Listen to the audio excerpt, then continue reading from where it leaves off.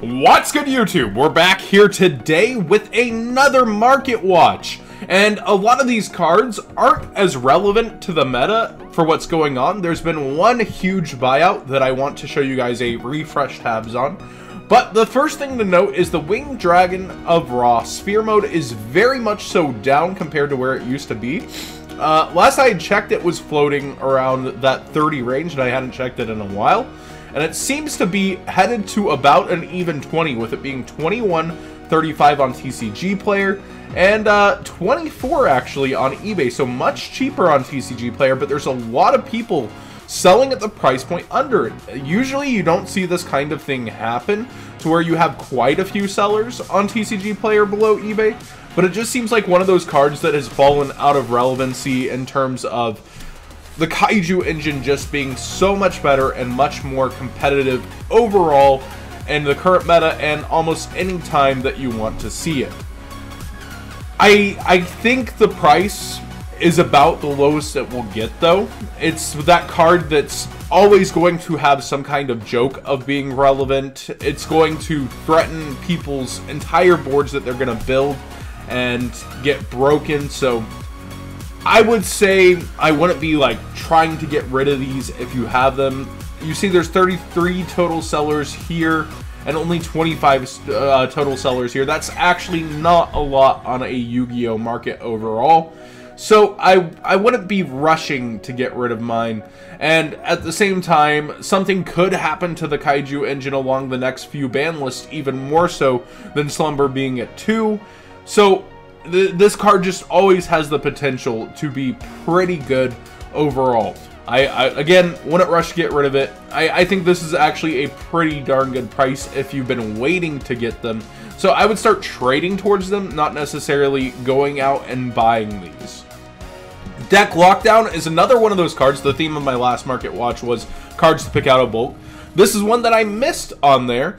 It just constantly comes back in formats, including this format. I believe there was a feature match at one of the Nationals where this completely dictated the match. And it's a really good card, and it's just one of those cards you shouldn't be leaving in bulk. You see a low of 230 here, and, excuse me, 245 here. And if we go over to eBay, it's 223 light played before we see 223 mint. So a little bit cheaper on eBay. This guy's sold 40, so I have to imagine he has a decent quantity at 9 available.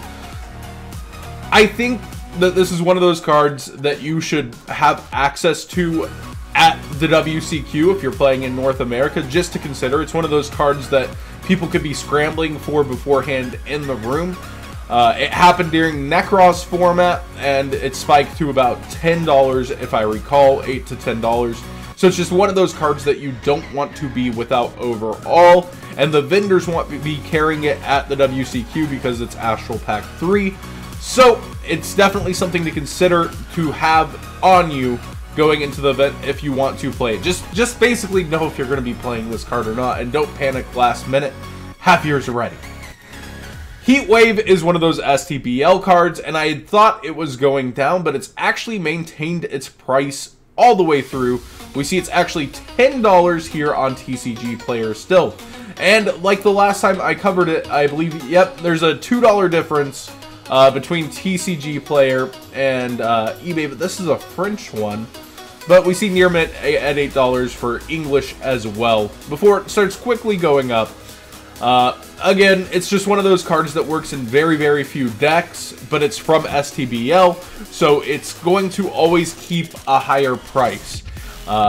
If you want it for your Phantasmal Spiral deck, if you're playing Phantasmal Spirals, don't hold off on it. It's definitely worth it for those kinds of decks, but it's not doing anything too much in the competitive scenes. It still, I believe, hasn't ripped the top 8. It hasn't earned its price, so to speak, but in terms of how hard it is to get the card, it has, if that makes any sense. It's STBL cards that don't have a reprint are always going to maintain some kind of high price, especially when there's even a rumor of it being relevant. Let me 1 minute. Delg, the Dark Monarch, is a great example. I think he finally No, he didn't get a refund right. He just had rumors of being relevant and during Monarch format, and he's still up at $8. He used to be a $2 super forever, and then just that SDBL clock spike. Definitely not deserving of any kind of price yet. It's just up there for having the name Monarch, you know. STBL just does that to cards. 10 Goldfish is another card that I didn't expect to still be as high as it was. I remember when it was $8 when heroes were super relevant, and I was surprised with so many versions, and I'm still surprised with so many versions that it's typically a $5 plus card on almost any version. We see DT, $5.30. We see the Hidden Arsenal at $5. We see the Common even at $4.50. And the Star Pack Star Foil here sitting at $4.60. I just can't justify this card still being that high, but I guess if it's this high after having fallen out of the meta for this long, it's just that hard to get, I suppose, despite all the quantities. Like, if we go to 10 Goldfish, all versions, there's only 108 on all of eBay. So that's 1, 2, 3, 4 different versions. That would be an average of 25 a version, but I imagine it's much lower for like the DT. It's pretty surprising. And DT4, remember, got bought out for the Trishes. I believe it's a DT. No, it's DT7. My bad. So it's a DT set that didn't get commonly rebought. So I can see why it's harder to get. So that's less surprising. I don't know why I thought it was DT4. But it's definitely a very, very good card still. I believe it got first place at one of the nationals in Zoo. It's a pretty cool extender for Zoo. Puts another body on board that's level 4. Puts a water on board for Bahamut. But as Link format comes out, I think it's going to hurt this card even more, since you're not able to go for Bahamut totally awesome as effectively. I guess I would be considering getting rid of them, although at the same time it puts another body on board for Link summons as well, so that's something to consider back. The reason it's relevant even still now goes out the window kind of, but it could become relevant to put extra bodies on board for Links, especially if they become water or machine dependent ones. So just make your own considerations on this. I have zero advice on getting rid of it or keeping it. Gofu is a card I would get rid of, though, if you have the supers. I think it would be ridiculous to think it wouldn't come out on the ban list that comes for Link format, as Japan hit it right away, and it's in most of the ridiculous combo videos. I would highly consider getting rid of the OTS Gofu like that. The commons are at 50 cents. I would be selling them for quarters if I had them. And remember, it was at $3 from hype.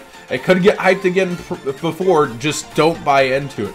And we see almost $4 at $3.75 on eBay for the Gofus. The picture of 3 made me pause. X1. Nice trap. But it's definitely just a card that I think could get hyped again beforehand. So if you want to keep it because of that, as you see, there's only 15 results for Gofu period. It could easily get rehyped. I just would not buy into any sort of hype surrounding this card. Now, here's what I'm not going to refresh. Magician of Faith, CP, this is no surprise to you guys. It's 85. It's been up there from all the times that I've showed it. Retro Pack Rare. This is an unrefreshed tab. We're going to refresh it together here. But this is last night, late last night. Lowest listing for a light played at 78. And then we see people trying to mess real heavy there. Let's refresh this tab. Alright, TCG player sellers. Oh. Yep, still the same. Alright. And this is my unrefreshed tab from eBay. $5. This just shows the kind of ridiculous shenanigans that can go on late at night that people can go for and try.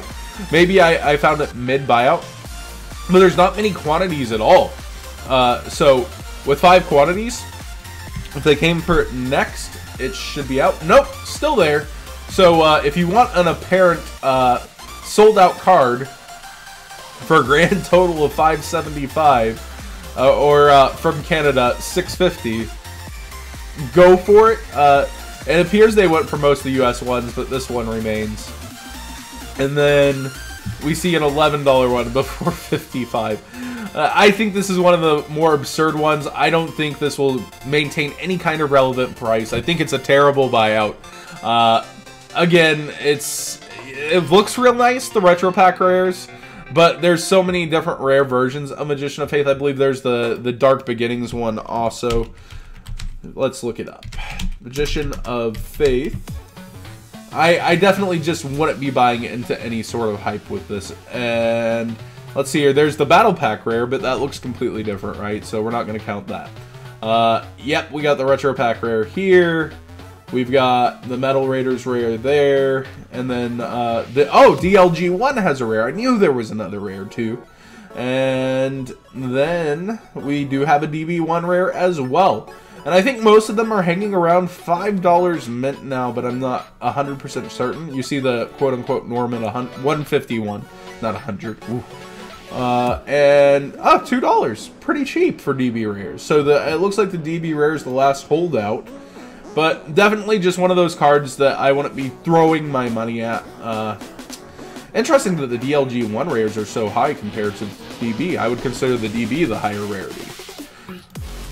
Duelist Alliance is down compared to where it was. I told you guys to hold off, and people accused me. They were like, oh, you're saying not to buy into it because you don't have any. No, I'm completely unbiased. It was really hyped, and I think the Fallout price, this is about where it will stick. I would say $6 before the WCQ.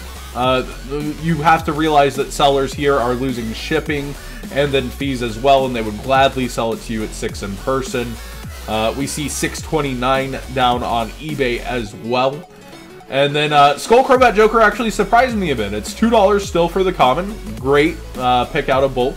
And then we see at $6 about for the supers. And on eBay we see it at $5. So this actually stayed higher than I thought. I thought it would already be back down to $3. So Skull Crobat Joker doing pretty good. It's really low quantities for a card. 32 listed on eBay. And again, vendors will be able to sell this soon. So expect there to be an influx of this when the next OP pack comes out, because they're allowed to buy, they just can't sell. I expect this card to continue to go down into Link format, though. I wouldn't be in a rush to get rid of it, but I would be selling it at this price. But if it goes any lower, I would be in no rush to get rid of it, because I think Pendulums will be underplayed, and they'll have some kind of support that comes back, some kind of something that brings back at least one Pendulum deck. So I'd be slow to get rid of Pendulums overall. I think it'd be ridiculous to completely write them off throughout the format. So what do you guys think of this market watch? I went over a lot of more obscure cards, one buyout that's just completely ridiculous, and a bit of advice. In my opinion, if this doesn't get hit, I'm completely wrong. That would be crazy to me.